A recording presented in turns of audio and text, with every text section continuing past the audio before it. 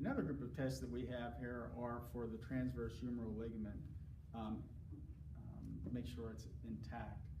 And if it's not, as you remember that long head of the biceps tendon comes up and goes through there before it attaches up here.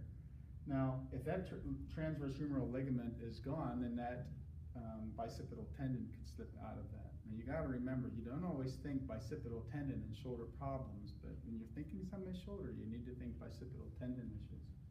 So what we're going to do is a couple of different tests to see if that is in fact intact. I'm going to have our patient stand up for this. We're going to start with the Jurgis Intestine. So remember, you're going to have the patient pretend that they're doing hitchhiking. We want them to take their elbow from a straight position. It's going to go into flexion. They're going to then supinate, and they're going to externally rotate.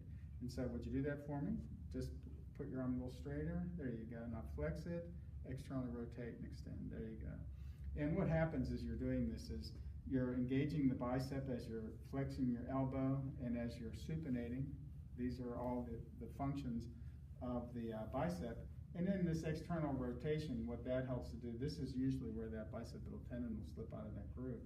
So what we're going to do is I'm just going to have the patient, I'm going to resist the patient when they do that. So she's going to then, this is Jurgis Intestine, we're going to have them flex, externally rotate, and supinate, and that's what we're going to do. And we're going to be feeling up here to see if there's any type of clicking or popping sliding out of this.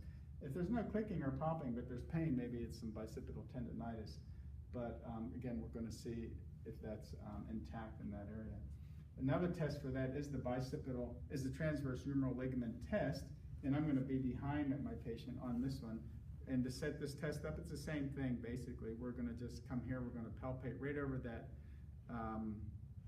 bicipital groove, and then I'm going to hold pressure, and this sets the test up, and then this is the test. We're going to put her into external rotation, see if we can feel any clicking, popping in that area. Next one is Abbott-Saunders, and that's a whole lot like this one. Again, we're going to be palpating right over that groove. This time we're going to abduct the arm all the way up this way. We're going to externally rotate the shoulder. Now it's not enough just to supinate the wrist. You have to externally rotate the shoulder, and then you're going to bring this back down again. And we're going to see if there's any clicking or popping with that. Thank you.